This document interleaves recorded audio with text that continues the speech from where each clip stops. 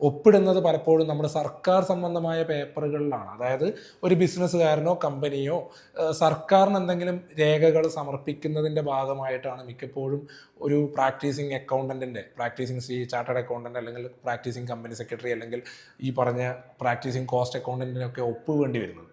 അതല്ലാത്ത രീതിയിൽ തന്നെ കൊമേഴ്സ് പ്രൊഫഷണലായ ഒരാൾക്ക് ഇഷ്ടം പോലെ ഓപ്പർച്യൂണിറ്റി ഉണ്ട്.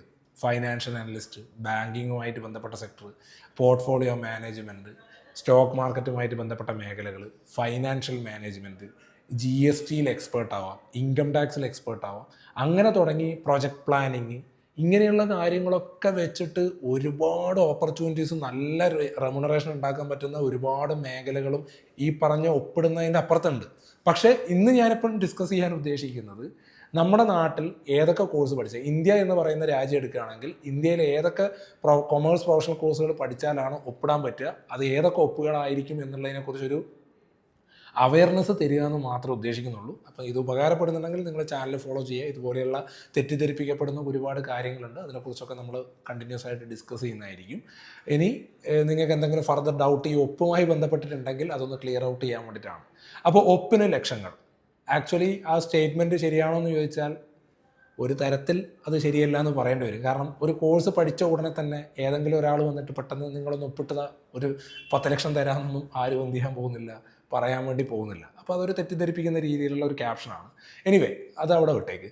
അപ്പോൾ ആർക്കാണ് ഒപ്പിടാൻ പറ്റുക? ഇന്ത്യ എന്ന് പറയുന്ന രാജ്യത്ത് കൊമേഴ്സ് പ്രൊഫഷണൽ കോഴ്സ് പഠിച്ചിട്ട് ഒപ്പിടണമെങ്കിൽ, നമുക്ക് ഏതെങ്കിലും ഒരു പേപ്പർ സൈൻ ചെയ്ത് സർക്കാരിന് സബ്മിറ്റ് ചെയ്യണമെങ്കിൽ നമ്മൾ ആദ്യം ചെയ്യേണ്ടത്, നമ്മൾ വേറൊരു സ്ഥലത്ത് എംപ്ലോയ്മെൻറ്റിന് കയറാതെ ഒരു പ്രാക്ടീസിങ് കമ്പനി സെക്രട്ടറി ആയിട്ടോ അല്ലെങ്കിൽ പ്രാക്ടീസിങ് കോസ്റ്റ് അക്കൗണ്ടൻ്റ് ആയിട്ടോ അല്ലെങ്കിൽ പ്രാക്ടീസിങ് ചാർട്ടേഡ് അക്കൗണ്ടൻ്റ് ആയിട്ടോ നമ്മൾ എന്ത് ചെയ്യണം, മെമ്പർഷിപ്പ് എടുക്കുക എന്നുള്ളതാണ്. അപ്പം ഈ പറയുന്ന CAയോ CMAയോ CSO പാസ്സാവുകയും ഇൻസ്റ്റിറ്റ്യൂട്ടിൻ്റെ മെമ്പർഷിപ്പ് എടുക്കുകയും അതിൻ്റെ കൂടെ സർട്ടിഫിക്കറ്റ് ഓഫ് പ്രാക്ടീസ് എന്ന് പറയുന്ന ഒരു സംഭവം കൂടി എടുത്താൽ മാത്രമാണ് നമുക്ക് ഒപ്പിടാൻ വേണ്ടി പറ്റുന്നത്.